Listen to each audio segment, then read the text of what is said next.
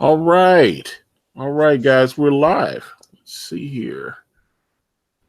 And welcome to another uh, interview in our Creators series. And as always, I am your host, Antonio Bryce. I am the creator of the comic book series brand. We are over $64,000 on Indiegogo. And today, we have another comic book creator here by the name of Sean Campbell. Has a great project called The Ferryman 2. It's a sequel. And welcome, Sean. How are you? I'm doing great, man. How are you? I'm getting there, brother. I'm getting there. I'm doing my I feel thing. you. But welcome to my channel. And well, I guess we should start at the beginning, because this is your sequel. So tell me about how you got into comics and tell me how you created the Ferryman and all that. Well, I've been into comics since I was a little kid, um, but the Ferryman started. It actually started about a year before Comicsgate really kicked off. I was just looking, I've been writing since I was a teenager, and you're looking for projects. There's something you can do, something where you can have control. I used to, I was a film school kid, so movies there's a lot to deal with. So I'm thinking, what can I do that I can have a little more control, something I can just get done. And so I was thinking, oh, I could do a comic. That'd be great. So I paid for it out of pocket, and I hired my artist Dennis and Esther, the colorist, and everything. And I got it together, and I started submitting it, and wasn't really getting any traction. And then when your boy Zach started doing his Indiegogo campaign, and other people started doing theirs, and Ethan started doing his, I was thinking, man, it'd be great to get in on that. I was like, wish I had a project. And I was like, oh wait, I do have a project. So I submit. So Ferryman was complete, and so I went. I did the first Indiegogo, and it went through, and we fulfilled everything. I think it was January, and so now we're up for the sequel, and we're about 2/3 of the way through the art, and the campaign has about a week to go, and we're about halfway funded. Okay, okay. I was about to ask, do you have do you have your screen sharing set up or anything so we can take a look at it? Or I am actually on my phone, sadly, let me see, but can I do that then? Because we need to actually let people take a look at it. And see, can I make that happen? Since I do have you pulled up, and hopefully this will work without any weird okay. So I'm gonna put it on me, and okay. All right. So here's your project, and showing that you have raised $2,661. mm-hmm. Okay, so let's actually take a look at it. Okay, so this is interior pages Mm-hmm. that you have posted up here, and That's one of my favorite pages we've gotten in so far. Is that one right there? okay, then I see you have your characters. Are these the same characters from?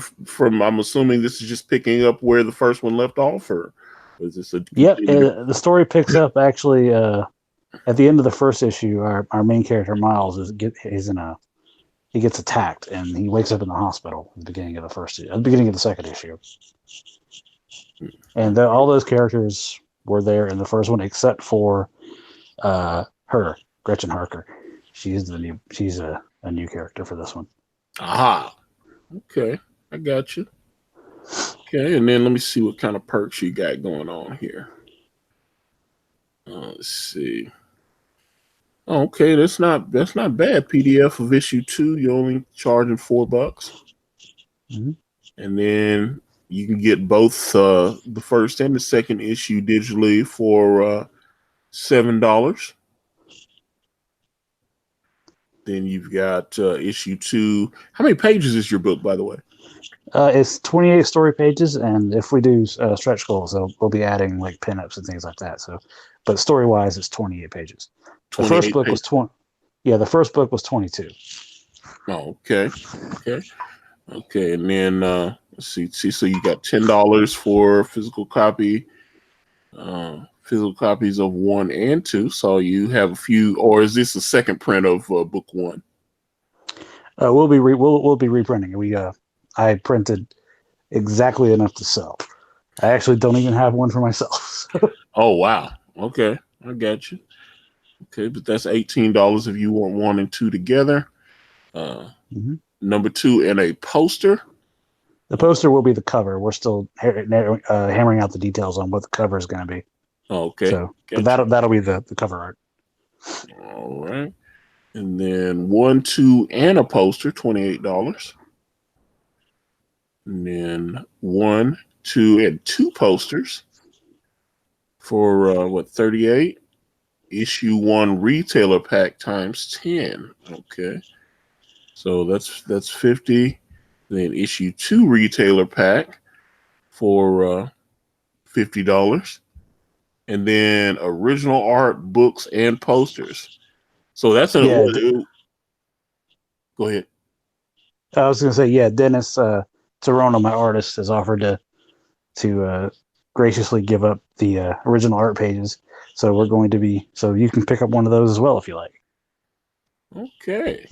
Like that. And we sold how many? 5 of those.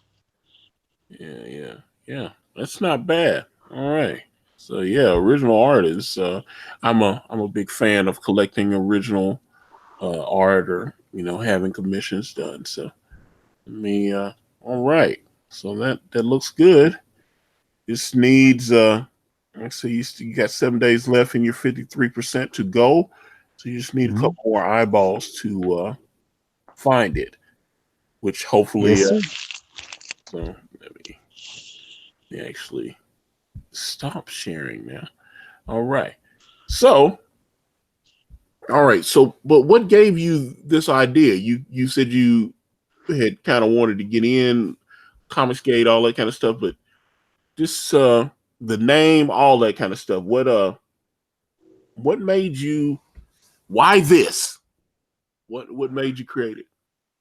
Well, it's just kind of a thing that's kind of on my mind at the time. I was reading a lot of sort of stuff about sort of future tech and things that might be on the rise. One of the books I read was a book called "The Singularity Is Near." It is, there's a lot of talk about things like man merging with machine, and I was thinking, sort of, what would society look like in a time when that happened? And it would be, and I'm and this it's sort of, it would cause a lot of sort of philosophical issues with people. Like there'd be a lot of people on different sides of that argument. This, and things like cybernetics, stuff like that. The people sort of wonder how much of you is you. If the idea of a virtual afterlife, this that comes with its own whole bag of issues. And I was thinking about different people in how they would deal with that situation. And I was thinking about this character. I was thinking about like almost like a Travis Bickle from Taxi Driver kind of character, sort of having to sort of move around a little and sort of deal with these issues. And the idea of this, of having, like, if people were taken to this virtual afterlife, they're bringing all their baggage with them, so they're not going for a better world. They're going to have the same problems there they did here. So eventually they're going to try to escape, and like, how would they escape, that sort of thing. And that's how the story evolved. And then there's a villain that we haven't really seen. We've sort of hinted at, but we haven't really seen yet.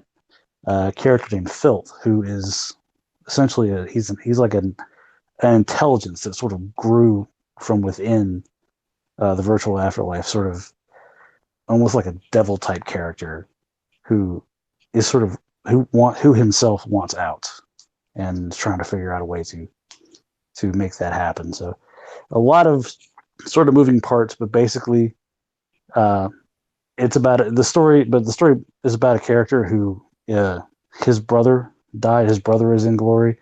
He works for the company, driving around and downloading the dead on the night shift. And so he's sort of surrounded by this sort of depressing world. And then all of a sudden, all these terrible things are happening around him, and he gets involved in it. Okay. So I don't know. It sounds like you got some Matrix vibes in there, or something like that, or a little bit of Matrix. Yeah, I definitely can't run away from that comparison. Okay, because I was just like, okay, when I hear that, I was like, okay. So you said you've been a long time comics guy. What did like go back to like your childhood? What were you reading? Of childhood, it was all X-Men. I was a straight up X-Men fan from day one. And that, do you remember a character called Darkhawk? Yeah. I actually have his first appearance. Yeah, I actually still have that comic. They keep trying to make him a hot character, and I don't. They put him in some high profile books, and it's. I hope they make that happen for him because, like I said, I still have my Darkhawk #1. So yeah, for some reason I really latched onto that character when I was a kid, and like I picked it up. I think with issue 10. I saw a kid reading it, and I bought it from him with my lunch money. And I was a fan for probably those 20 issues, and it was such a cool character. It was like almost like a Power Ranger type character, but with Wolverine claws. For anyone who never saw it, yeah. It was weird. Wings. Yeah. I don't know, and that was I actually have talked about that character with a few people before. I think they tried to throw the kitchen sink in with the abilities, and it just seemed like although they managed to keep the book going for like 50 or some odd issues, they kept it going. And apparently it used to sell. So I just I mean, it was on my pull list because at that particular time when they were doing comics, they had all the books sectioned off. I think that was when Bob Harris was one of the editors over there. He was like editor in chief at Marvel or whatever, but they had bought Toy Biz and all the, so they were going through this thing where and there was also Marvel was trying to distribute the books on their own. Everybody was trying to be like Image. Image had kind of shattered everything, and they broke all the Marvel books into like families. They had the Avengers family, they had the X-Men books, they had the Spider-Man books. Darkhawk was put into the Spider-Man books, just like the New Warriors were. They had which they put Darkhawk in the New Warriors. So I remember that. Yeah, they were, like I said, they were trying a lot of different things. If a matter of fact, I remember what's the guy Ben Ulrich, the reporter at the Daily Bugle. I remember at that same time his nephew somehow found the Green Goblin serum and costume, and he became the new Green Goblin, who was a good guy. I have that book too, and I was just like, and I think he's died and come back as a villain or something. I was like, they were trying too much. They were doing too much, trying to keep everything streamlined. I understand that, but Darkhawk was definitely part of that. He was part of the Spider-Man comics. Yeah, he was kind of obscure, I guess, at the time, but and for some reason they haven't re-released any of his stuff. They put out like the first 10 books in a trade and never did the rest of them. Well, yeah, that's if they're gonna do a trade, that generally means that there's a demand for the product. I guess it's just me. Well, I'm just I want to being read honest. this stuff again. But those, I will say, you can find. I remember I was searching on eBay, and those things were popping up on eBay like crazy. like issue 1 for like $2 or $3 and stuff like that. And then you see, because I think they put Darkhawk in another one of the. They keep putting him. They've tried to revive that. I saw they did a nice little update of his costume. It kind of had a Silverhawks vibe, which I used to love Silverhawks when I was a kid, because I was like, okay, now he looks like Silverhawks. They keep, I don't know. I don't think they thought it through when they launched the character. Because at first I saw it and I said, oh, this looks okay. Then I checked it out, but it was a Spider-Man book. And on my pull list at my local comic shop, you could put in all number 1s, and they would pull all number 1s for you. And then you could also put in all Spider-Man books, or a particular character, all X-Men books. So like if an X-Men had a guest appearance, you're reading Avengers and Rogue happens to pop up in the X-Mansion and you don't have Avengers on your pull list, she's an X-Men, so they're gonna pull it and put it in there for you. So that's cool. Yeah. I think at about that time, I had never been at a comic shop before. I was buying my stuff at the grocery store and like at Walmart and stuff like that. I remember when you could actually do that, and that's the thing. I actually hear now that they're pulling those little $5 books that they had at Walmart that DC was doing.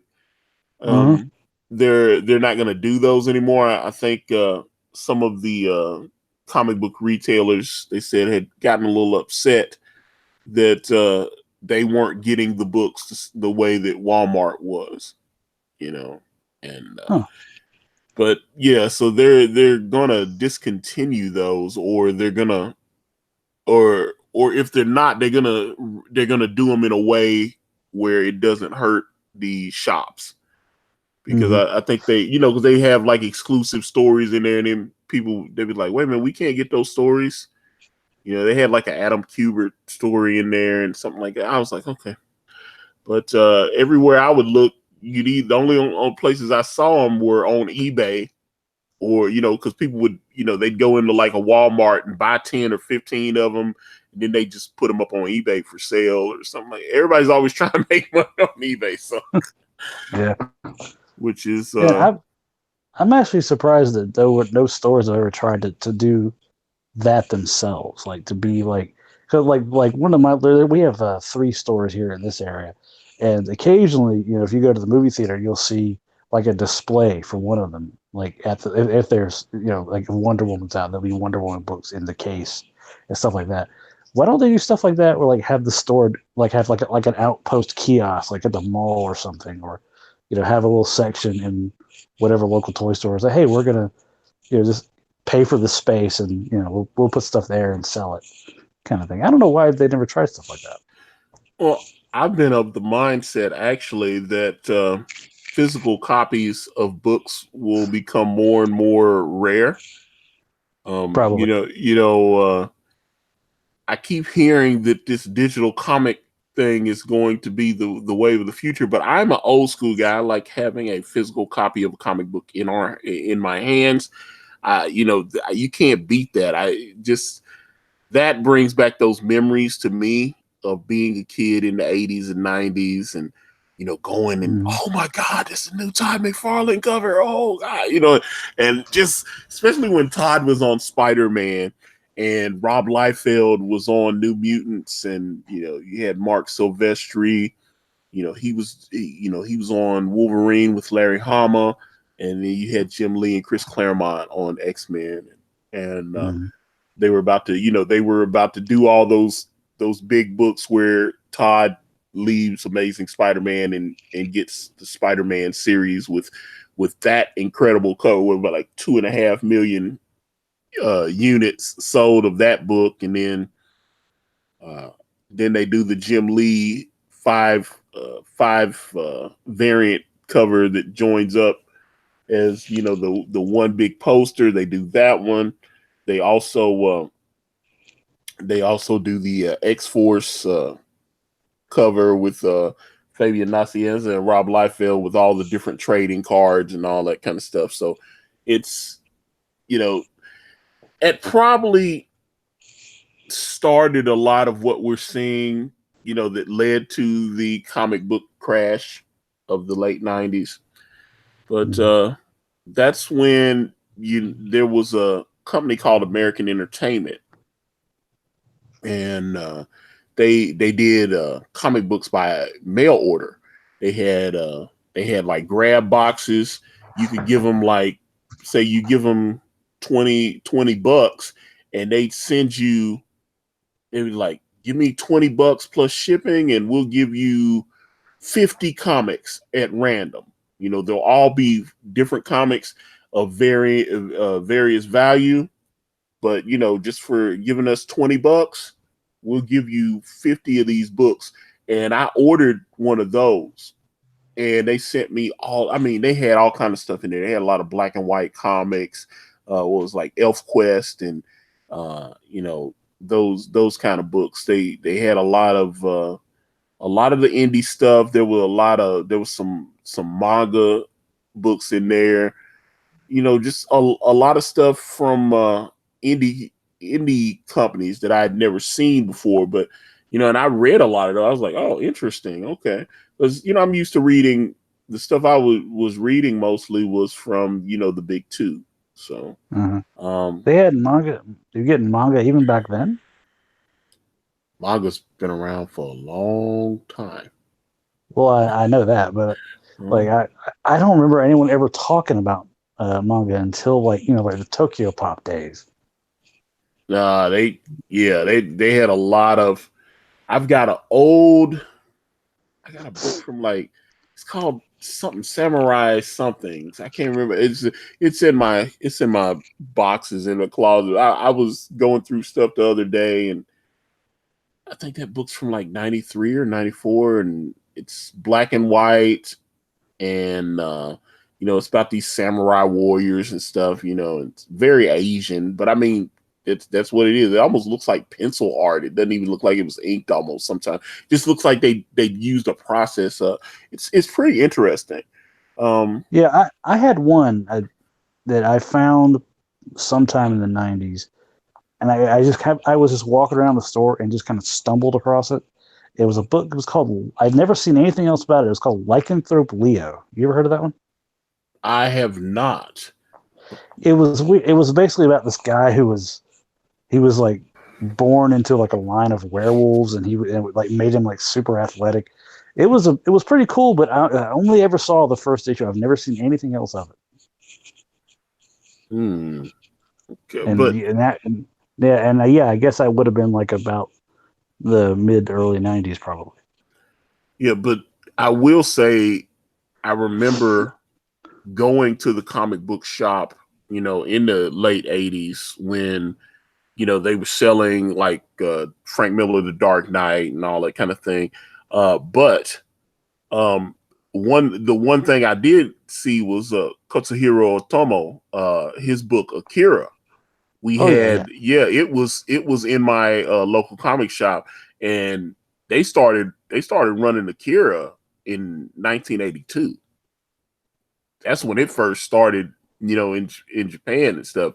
That was that book ran, I think he ran from 82 to 90, but then they obviously did the American reprint. But I used to see, when I'd go into my LCS, they would have Akira there, and it'd be like second and third printings, and then they did the Akira movie, of course, and which I have a restored edition of that, and I was just like, man, I had to get Akira, which I see Leonardo DiCaprio's producing. He's producing the live action version of Akira. They're shooting that out in California now. If I'm not they're mistaken. Actually shooting it now? Yeah, they man. Yeah, they're because there was a thing in the Hollywood Reporter, because they apparently, the state of California is giving them like a shit ton of tax relief so that can. But I mean, it's a big movie, big production. Because I think it's I think it's the director is the what's the guy, the Tana, I can't remember, the guy that directed Thor Ragnarok. I thought he was the director on it. I didn't make sure, I but know they've been talking about that movie for so long. It's like it's weird that it's finally shooting. I never even heard about it. yeah, that's why I was like, it came up in the Hollywood Reporter that they'll be they're in pre-production now and getting everything set up. But yeah, I don't know who the actors are. Are they gonna do? Because it seems to be when they do these movies, like I know Scarlett Johansson. There was some people that got very mad that Scarlett Johansson was in Ghost in the Shell, which I have that movie on DVD too. I'm talking about the anime, because I'm a big anime guy. So yeah, I got Ghost in the Shell, and Oh you know yeah, people. Ghost in the Shell is awesome. Yeah, Ghost and in the Shell then is one of the influences on the Ferryman as well. I can't deny that. okay, because I was into like I was into stuff like Astro Boy, what Transor Z, Voltron, uh, what's Oh, it? Voltron. Yeah, Robotech. Was it Mobile Suit Gundam? Um, Which one? Which uh, series? Or have oh you Lord, watched them all? I don't give me the line. They just start showing it on Cartoon Network, so I don't know if it Uh, was the first one, but because a lot of times when they release something over here, it's like second or third or yeah, whatever. But it looked that really probably would clean. have been that probably would have been like Gundam Wing, maybe. Yeah, I was like Yeah. either way, they showed it on Cartoon Network, and I thought it was dope. So I was Uh-huh. glued. I was watching. I was like, "Yo, this looks cool, man." I'm Yeah, that was a big. cool ass show. Yeah, I was The big. Toonami days, that was a good time. Yeah, I that's would have. what. Yeah, I think I was probably in high school when that launched. Yeah, I would, and back when they did that, and they did Cowboy Bebop and yeah, Tenchi and all that stuff. yeah. Because anything that would pop up on there, they had, because not to mention one thing I loved about Cartoon Network is they had all the episodes of Thundercats and Silverhawks, and they would rerun those. Mhm. I was Oh like, yeah. oh, I was like, because I'm a big Silverhawks. Silverhawks appeals to me on I don't, it's like Silverhawks, He-Man, Transformers. It's Hmm. just it's all that cool stuff from the 80s. That just sparked, that's what led me to wanting to be a comic creator. Hmm. Just wanting to, you know, do, and I'm very proud. I will say I'm very proud with how the book is coming along. I mean, we made a lot of progress, and that's one thing I was talking with Kanan White, my artist. I was talking. I was like, man, we're actually going to get finished and get the book off to the printers and do all this. So just looking forward to that, man. Just to finally being done and being able to go on to the next project. I tell you what, man. When the first time when you send it off to print and they send you back the proof, and you're actually holding a comic book you made in your hand, it's a wild feeling. Okay, so let It's me ask great. you: did you actually? Because I know I've talked to a couple people and they was like, just get the digital proof. And then I see that if you pay like 250 or whatever, they'll send you a physical proof. Uh, So, who's your printer? well, I've actually looked at a few, but right now it looks like Print Ninja is where I'm gonna use. Okay, well, yeah, make sure you get it right for that because that's coming from China. That'll take forever if you have to send back a like a correction. We did a Greco print, and they're I think they're in Michigan, so it only took like 2 weeks to get the proof in, and yeah, they're a little more expensive. But if you were like me and you were like, well, if I wait for to order from China, it'll take forever. Um, the price kind of evened out for me, so we went ahead with that. Well, I mean, yeah, I'm also, just budget concerns, and Mm-hmm. I'm going with whoever can get the job done, and a couple of the books like I know Graveyard Shift. I know Malin, Malin swore by Print Ninja, and they had. I was really pleased when the Graveyard Shift book showed up at the house. I was like, wow, Yeah, this that's looks yeah, really good.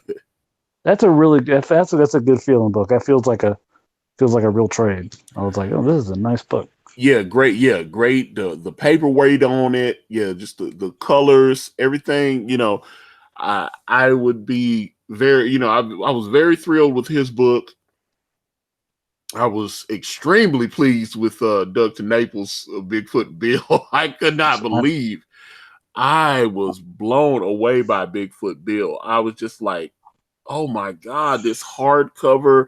I mean, he's got nice hardcover, full color page. I was just like, oh my God, this is incredible. Yeah, I'm still waiting on mine, so I haven't gotten mine yet. But Yeah. that is a good. I've seen pictures of people posting it. That is a good looking book. It looks like something. It looks like when you buy like an archive collection of something, and they do like a nice hardbound cover. And you just put it on your shelf and just kind of leave it there for your grandkids or something. Yeah, I mean it's an incredible. Not to mention the perks were real cool. The little patch and the trading cards in the foil pack. Because I've got a trading card perk. That we reached out to Shelby Robertson. One of Rob Liefeld's old inkers, and he was one of those old school comic guys from the old Extreme Comics days, from when Rob first had Image, and Mm-hmm. it was cool, being able to like kind of chat with Shelby and him telling me about like Stephen Platt and inking this book or inking a cover here and just and he told me this great story where he was actually in the room when Alan Moore called Rob Liefeld and they made the deal for Alan Moore to write Supreme. And I was blown away by that. He was like, "Yeah," he said, "I came to the Rob's office. I needed to talk to him, and Alan Moore called, and Rob put it on speakerphone, and I was in the office when they had that conversation. It was so cool, and I was like, man, because I'm a huge fan of Alan Moore, so I'm Oh yeah, sitting there going, I'm sitting there, and it turned out, Shelby told me, he said, I know everybody loves that Supreme run that Alan did, which, Alan won an Eisner for that because that's, a lot of people say, what's the best Superman you ever read? I was like, read Alan Moore's Supreme. That's the best Superman you're ever going to find outside of like All-Star Superman from Grant Morrison, which is an incredible, or Man of Steel from John Byrne. Again, Kingdom Come, Mark Waid. Those are great stories.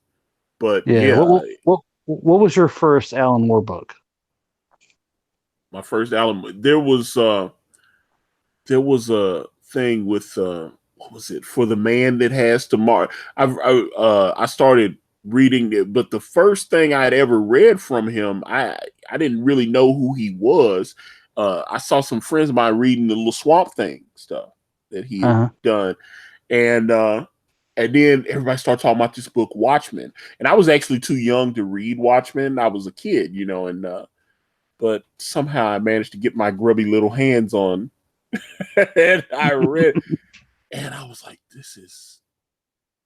it took me, I can't explain it. It was, and I still think it's one of the most important pieces of comic book creation that has ever existed. I Well, think, I can't argue that. I think, I think Watchmen, it's one of the most important stories that was created in the last 50 years, in my personal opinion. Um, I would, for, and at least maybe that's just my biases because I look at certain stories. Um, I would say, Chris Claremont's run on X-Men, John Byrne on Fantastic Four, John Byrne on Superman, Man of Steel. Um, those are incredible. Steve Englehart's run on Captain America. and hell, some of his stuff on Avengers as well. But his run on Captain America pretty much saved that character. Um, it, but those books are books that I've went back and looked at and collected. Also, I mean, again, when I'm talking about a guy like Steve Englehart, when he got mad at Marvel and jumped over to DC, and then he wrote some of the best Batman stories ever, including the Laughing Fish, which they used for a very famous episode of Batman the Animated Series, of course. Which they made some changes. When I had the privilege of talking to Steve, he kind of mentioned that he didn't like some of the changes that because I think they took like a Denny O'Neil story and then put his part in there, and he said, but they pretty much took his book and copied it word for word, and just, and I was like, hopefully they cut you a check, because, that's one of the, because I didn't know that he was actually brought in to do some script rewrites on the Tim Burton 1989 Batman as well. He had told me that. And but then, they brought him in to kind of work the script, and then I guess they didn't finalize what he did. I mean, he got paid or whatever, but then they sometimes a movie will have 6 or 7 different writers credited. That's when I'm watching a movie, when I'm sitting in the theater and they'll go written by, and there'll be like 4, 5, 6 different names in there. I always cringe a little bit because I was like, okay, so they had rewrites and then they rewrote the rewrite and then they rewrote it again, So, well, a lot of times they want to get credited. There was when I was a kid. I was probably maybe 13. This is like 1994 or 95, something like that.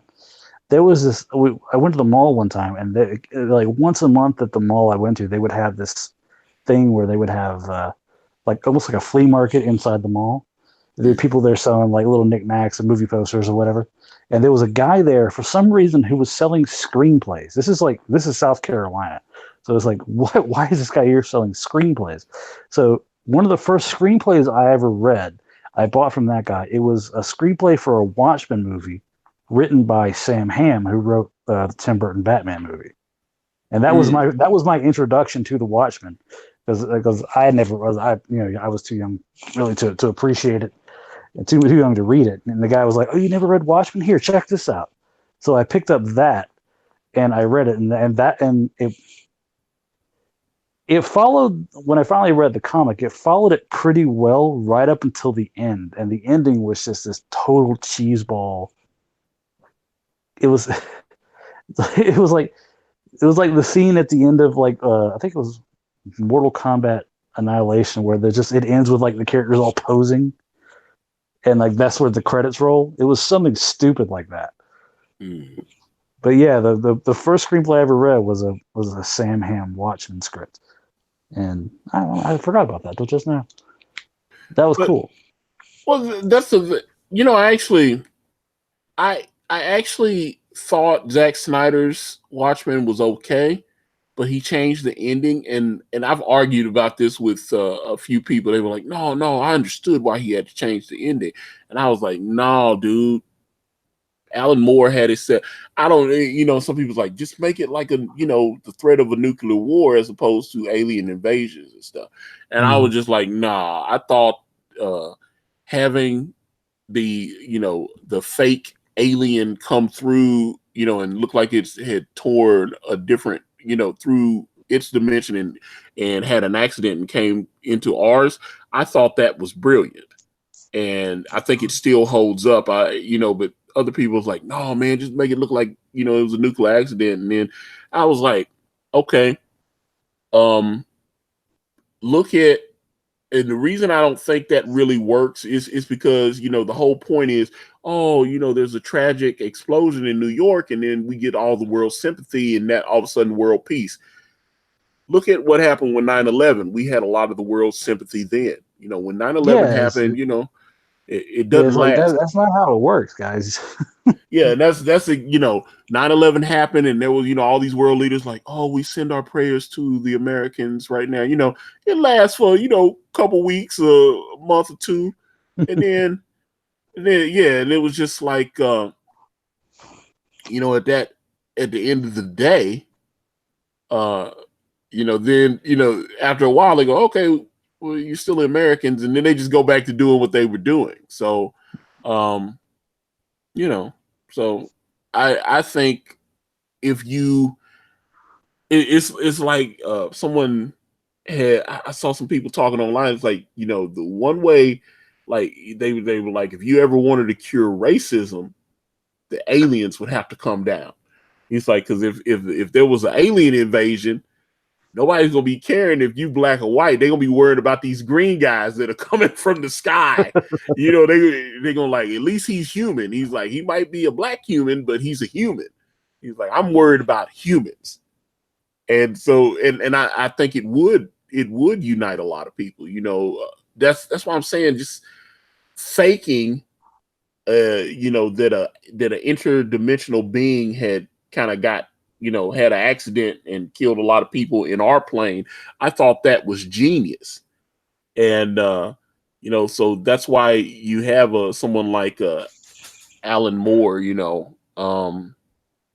That's I really think the way he thinks about, I would love to talk to him, the way he creates his stories, just like League of Extraordinary Gentlemen, V for Vendetta, just the I go back again to some of the Superman stuff he actually wrote at DC, did a little, because he did like a crossover with Swamp Thing, and then, which was a fun story. And then obviously what do you get for the Man of Tomorrow, or something like, whatever that story, where Wonder Woman and Batman are trying to give him a birthday present, and they find out that was it Mongol had like given him this weirdo parasitic thing that's like makes it look like he has everything in his life that he wanted. His parents are still alive, he's still on Krypton, but it's draining the life from him at the same time, and they got to figure out how to separate him from that, because that's one of the things I have a problem with Supergirl, because they actually copied that story on Supergirl, and I thought that was lame. I was like, that's why Supergirl doesn't quite work for me, because Supergirl doesn't have her enough cachet on her own to merit actually having a series, but you have to be woke and give her one. It's just like, I know with the Batwoman TV series, how many, it's going to be the same thing with Gotham, where it was supposed to be about Jim Gordon. It's just going to be a bunch of Batman villains, because Batwoman herself doesn't really have a developed rogues gallery the way Batman does. Yeah, no, like a lot of the best episodes. I watched the first season of Supergirl. I watched the second. I watched the part of the second season when they brought in Superman for a little while. Yeah, that was actually probably one of the best episodes they did. Yeah, but the best parts or the one thing they never could escape on that show was comparing her to Superman, and having her basically have to say, "I'm not Superman," but it was like, but you should be Superman. You should try to be Superman. Except she's battling Lex Luthor all this season. So I think that's hilarious. I was like, okay. They actually brought Lex Luthor on? Yeah, John Cryer's playing Lex Luthor. Oh, no. Oh, no. Yeah, John Cryer's like, some of the clips are on YouTube. They've clipped some of it, because I stopped, man. They started doing too much on Supergirl about a season and a half ago, and I was just like, okay. I like Flash, I like Arrow, even though they're a little woke sometimes as well. But I know Arrow's going to. I saw that Tom Welling from Smallville is going to actually join Arrow for season 8 for the final season. So, not playing Superman though. No. He said they actually asked him to they when they were casting Superman for Supergirl, they asked Tom Welling if he would be willing to play Superman, and he turned it down. And then they got what's it, Tyler Hoechlin from Teen Wolf, which Teen Wolf on Yeah. MTV was dope. I really liked that show. It was a really fun show. Teen Wolf, because I said, oh, why are they doing Teen Wolf? And then when I saw the pilot, I said, oh, they're going in a more serious direction. I thought that worked a lot. You know, it kind of has a Buffy vibe. You know, it's funny. You know, it's funny, but it's a lot more serious than the Michael J. Fox. You know, he's not an open wolf going to high school and stuff. Because I think if they had done that, it would have bombed. They were actually doing a serious story. I mean, it's pretty much it's Buffy the Vampire Slayer with werewolves instead. Yeah, it's Buffy the Vampire Slayer because they, you know, different creatures coming out, cursed objects, magicians, you know, just little stuff like that. I have not watched that show. I need to check it out. Yeah, I think Teen Wolf I think it's on Netflix now, but yeah, Teen Wolf, I thought I think it ran for 6 seasons, although the last season 6 was broken into 2 parts. But yeah, they got at least about 60, 70 episodes of it. It's great. I think Teen Wolf is incredible. I enjoyed that show tremendously. I need to check that out. I've heard nothing but good things about it, but yeah, never really bothered to watch it. Yeah, I was like, because when I saw it was on MTV, I was like, oh man, they're gonna screw this thing up, you know, or it's just gonna be, like I said, too much comedy. And you know, like I said, they had a little comic relief in there here and there, but it wasn't, you know, it's more like I said, if you like a show like Buffy the Vampire Slayer, I would definitely recommend. Which I hear, I keep seeing that they were bringing Buffy the Vampire Slayer back because the new Buffy is supposed to be a black girl. I know that was they're doing Black Buffy.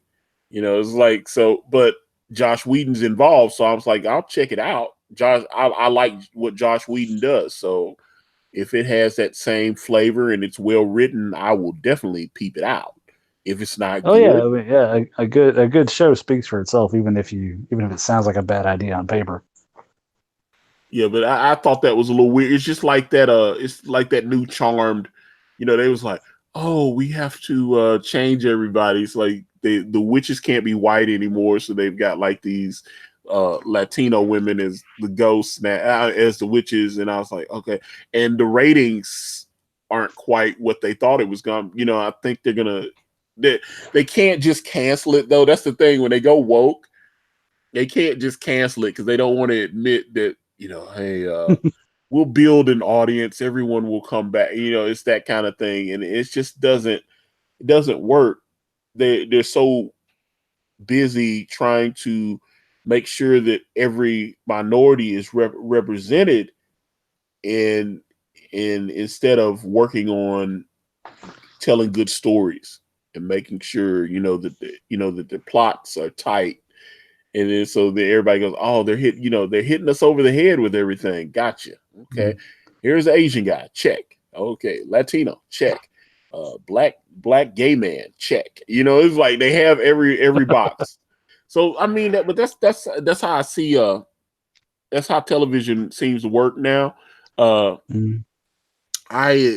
you know, but if it's good, like I said, Teen Wolf was an exceptional show. Especially those first, there were a couple of seasons where they had some great storylines. Actually, I don't know if you actually watched the show Arrow. I watched the first 4 seasons of it. Well, the guy that I haven't watched it recently. Yeah, the guy that plays was the Red Arrow, Roy or whatever, Roy Harper, the Red Arrow. He came from Teen Wolf. He left Teen Wolf to join the cast of Arrow. Oh, okay. So yeah, that's where he came. He was the high school bully in Teen Wolf. He was the guy that played the Michael J. Fox character. He was always getting his ass kicked and stuff by this guy at Beacon Hills, the high school there. And that guy is he was I mean, you know, he was the little it's just like, you know, shows like which that like that I know Cobra Kai is about to come back for season 2, which I really like. Cobra Kai, I thought it was great. I was like, you know, they had Ralph Macchio back, and the guy that the you know, there was like, you know, they got a couple of the old Cobra Kai villains from the Karate Kid movie. I was like, wow, they really did. Actually, I saw that there. It looks like the one guy that was the villain in Karate Kid 3, I think he's gonna make an appearance on there sometime, because there's a picture of the sensei and him that they took a couple months ago, and it went on social media. I was like, oh, okay, Oh so they, man, yeah, they're see yeah, that show was just, you could tell that show was made. The secret ingredient is love on that show. They really love that movie. They really love what they're doing, and you can really tell when you watch that. It's like, oh man, it's so much fun. well, see, yeah, and that's a problem. It's like what, you know, I've argued with people about the, you know, the Michael Bay Transformers movies, because I love the Transformers. You could tell Michael Bay is not a and he admitted, he was like, yeah, I never watched Transformers. I was sitting there going, I can tell. Now, you know, and I got so burned on him. I was like, man, you could tell this dude is not a fan of the material. That is why the movies kind of, and I think it's probably the same with his Teenage Mutant Ninja Turtles, because if you had the budget he had, and you know, so the special effects looked pretty good, but you could tell he wasn't a fan of the Ninja Turtles. You know what I'm saying? If he was Oh yeah. mm, Oh man, yeah. that I watched. I just remember watching the second movie, and I actually walked out of the theater when whenever there was a scene. It was I think it was Megatron and Starscream were on top of a building arguing, and I couldn't tell which one was what. It just looked like one junk heap arguing with another junk heap, and I couldn't tell who was who. So I was like, I'm done. I gotta get out of here. Yeah, but like, even like I said, with the you know, they're rebooting Teenage Mutant Ninja Turtles again for the 3rd time. So, and Michael Bay is still an executive producer on the movie. So I'm sitting there going, go ahead. Back in the 90s, there was rumors that John Woo was going to make a Turtles movie. That would have been amazing. Interesting. I would have. Okay, I would have. Yeah, because I enjoyed John Woo movies when I was you know, like what, Face Off, and you know, different. What was that he did at Wind Talkers and some of these other movies? But I would have. That would have been an interesting take on it. It would have had some really great action scenes, at least. Let me see. We'll say Hugh Jazz says the second Transformers was filmed without a script for like half of it because of that writer's strike, and they were but I just thought they didn't know what they were doing, and I thought Transformers is cool. How do you fuck that up? I mean, seriously, how do you fuck up a movie like Transformers? I mean, that should have been, yeah, they made their money. I mean, he did 5 Transformers, but like that last one, the last night, I was like, what is going on here? I was like, are they trying to tell? Because I'm a big fan of like Arthurian legends and stuff like that. I love stuff like that. So I'm gonna try to weave some of that into brand. Hopefully, as we go along, try to weave some of that storytelling in. But you could tell, I was just like, my God, what are y'all doing, man? Oh my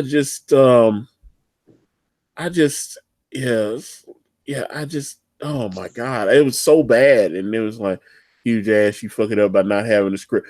I'm okay. Look, Huge Ass, real talk.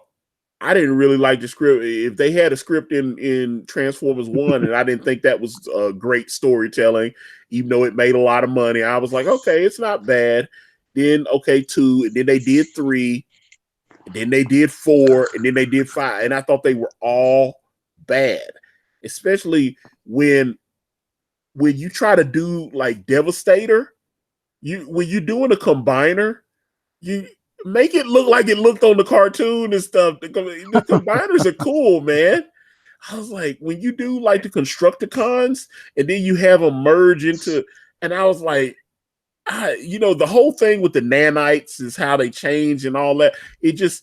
I was like, oh God, what are y'all doing, man? And he became this weird kind of nanite monster, and I was just, oh my God. And then he had the two balls. Yeah, Oh, come on, guys. it just was horrible. And that's why, so when I look and I see, so the same thing happened, they did the first Transformer. I mean, they did the first Teenage Mutant Ninja Turtles, Michael Bay again. They screwed Shredder up and tried to make him like a Decepticon or something, because they had Shredder in this robot suit or something. And I was like, okay, man. Okay, man. Yeah. Oh, I love Megan Fox, huge ass. Yeah. I love Megan Fox is a bad chick. I dig her. And I mean, that's crazy. She's had like 3 or 4 babies. And I'm like, I know one of them, she had like a set of twins. The fact that she's still in shape after having babies, I didn't know I think she's from Knoxville. She's from Tennessee. I didn't know that. Megan Fox was bred right here in the volunteer state where I live. So I was like, oh man, but there's a lot of people that were born in Tennessee that are like Johnny Knoxville, Quentin Tarantino was born in Tennessee. I didn't know that, so I just, I was like, okay, I got y'all. I see y'all. Hell, Samuel L. Jackson's from Tennessee. There's a lot of people, it's like, Justin Timberlake still has home here, and, that's, Al Green, and there's so many people that, live in Tennessee that I love Tennessee. Tennessee's a great place. Every time I go, I love the moonshine more than anything, but I definitely love going to Tennessee. Oh yeah, there's an actual it was like huge ass Doug TeNapel is from California. He lives in Tennessee, but Doug's a California boy. But yeah, he moved here when he got the VeggieTales thing with DreamWorks a few years ago, and that's why he moved out here to run their animation thing. I know he was talking about. He was telling me about that. He's making like $200,000 a year working for DreamWorks. Nice. Yeah, I didn't know he was on VeggieTales. I didn't know him and Mike Nelson were both on I was like, I missed that. I missed that entirely. Yeah. Everyone like, because that's why, he moved out to Tennessee to I guess they had their little animation thing set up here. But Doug's a California boy, he'll tell you that, but yeah, he lives about 40 minutes away from me. Yeah, right on. Yeah, he's about 40 minutes away from me in the great city. Are you up in the mountains, or are you? No, I'm dead in the center in Murfreesboro, which Murfreesboro, Tennessee actually has the marker for the exact center of the state. It's on Las Casas Road, which isn't too far from where I live, actually. It's over there by the college. But Las Casas Road has a marker where they determined where the center of the state of Tennessee is. So Murfreesboro is in the exact center of the state of Tennessee. Huh. And yeah, usually when I go, we end up going up to like Hillbilly Vegas up in Gatlinburg. I've been there once or twice. Let's see. I've been all over Tennessee though, but I'm from Alabama originally. I wasn't born here, but I've been in Tennessee since I was 5. And right on. So yeah, I'm 44 now. So I've been here. So I've been here since I was 5 years old. But yeah, if someone passes, I generally have to go back to Alabama because that's where all my family is. I don't have any cousins and stuff here, so it's But yeah, like I said, Doug's right down the road from me. But yeah, he moved. Yeah, he's a transplant. He's not a Tennessean. Like he's a transplant from and let me see, Huge. Where did you have the in my house, Huge Ass? Where did you have yours? What? Did I miss something? There's an episode of Sexy Party that I did called Fat Sex, and I was like, yeah, I talked about it. I mean, it's still on iTunes and stuff, so I mean, so I was like, it was in my house. Yeah, where you think I had it? No, like, I don't know. I don't know where you do your thing. I generally do those things in hotel rooms or in like so. Like yeah, well, but That yeah. is huge ass. That is the question of the year. Where did you have the fat sex? That is such an oddball question. I love it. Mm, mm. But Need to sanitize that whole state where it happened. Oh, come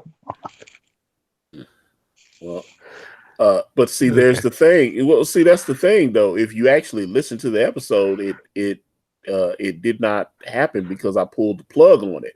That was the whole point of the fat sex episode, is that I could not boldly go where no man had gone before. I pulled the plug on it, so that was the whole thing. Yeah, that was Oh my god. yeah, it's I don't know. Like I said, Sexy Party. It's on iTunes. It's on iTunes. It's on iTunes. It's on Spotify. Um, it's we came, we saw, we conquered. Um, uh, I don't. I mean, I'd like to have it. Come back.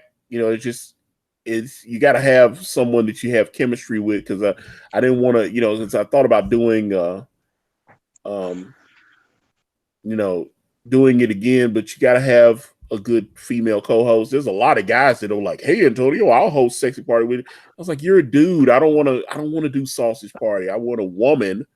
I want to do Sexy Party. With a woman." It's like I don't want to be sitting around. Two guys can sit around talking about sex and stuff. It's two creepy guys. I want a woman so I can get a female perspective. You gotta That's have diversity, Antonio. You gotta have diversity.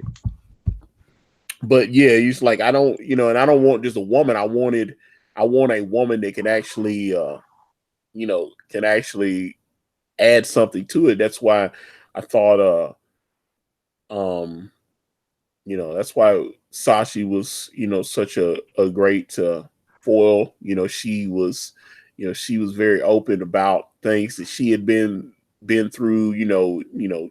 Talked about going to like sex clubs and stuff like that, and I was like, that's the type of woman I need. I need a woman that owns her sexuality and is able to talk about it in a good way. So that's why I thought Sexy Party worked. But she's just been so busy, and she's being in South Africa. I would like to have an American woman that could do things on the same level that like Sashi could do, where we could because I have the means. It's syndicated. I like I said, I've got through my SoundCloud and everything's syndicated. So all I got to do is just load it up, and it automatically goes on iTunes and Spotify and Google, and so we've got what 9 episodes up of Sexy Party. And I trip out people still finding the episodes and streaming them. That's what I am shocked by it, because I've had so many people contact me. It's like, man, I heard this episode of Sexy Party, and I was like, I haven't done an episode of Sexy Party in a couple of months, and it's just people are just going and finding them just now. Like, say when they find this channel, or they hear me because all my videos got taken down, and I lost like 300 videos, so a lot of those Sexy Party episodes. But the good thing was I had ripped all the audio off of the Sexy Party episodes and just loaded them up on into my SoundCloud and syndicated it. Mm-hmm. So those those are in the cyber waves, and I'm having people in Russia listening to Sexy Party. That just blows my mind. That I'm having Russian people and people like in the United Arab Emirates and stuff like that. I'm because when I'm looking at my data, I'm getting a lot of international people listening to Sexy Party. And I was sitting there going, where did these people come from? It just blew my mind. That I'm seeing that because I was but I definitely want people want the show to come back. I want to do it, but you just gotta make sure it's correct and that I have a host that I have chemistry with. If that is the case, then I will gladly do Sexy Party again. So, but yeah, man. Whew. All right, man. We've been going for a little while here. And so let me see, because I've got the link to your Indiegogo for the Ferryman 2. I've got it in the description. So hopefully, as the next few days go forward, people will listen to this, which I think was a pretty decent stream here, and they will, they will actually click that link and check your project out, and hopefully we can get you funded here within the next few days. That would be fantastic. Thank you for having me on, by the way. I really appreciate Not a problem, sir. How can people reach out to you if they are interested in following you on the Twitters or whatever other social medias there are? The best way is Twitter. Just Twitter at Sean Campbell, SeanCampbell.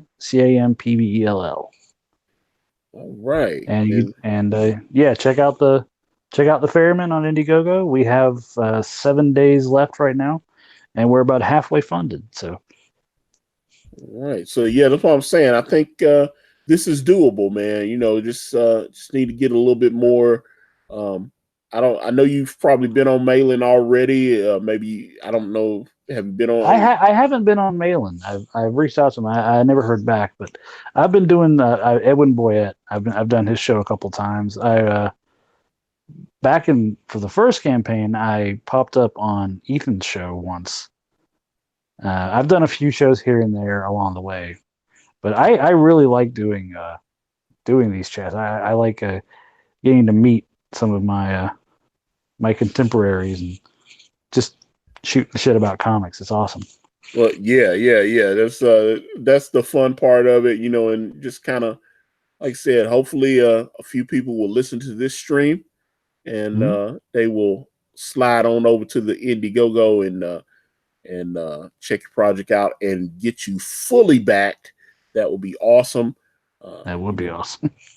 But all right, guys, we're gonna wrap this one up. My huge thanks to Sean Campbell for joining us here today. But yeah, so again, if you guys want to reach out to me, I'm on Facebook, Instagram, Twitter, and right here on this YouTube channel. Everywhere is at Ikari Press, and if you type in ikaripress.com, it will take you directly to my Indiegogo campaign for my comic book series brand with the phenomenal Kane and White. We're on Teespring. We're on Amazon.com. The links to those are in the description. Thank you guys so much for watching. I'm out. See you guys.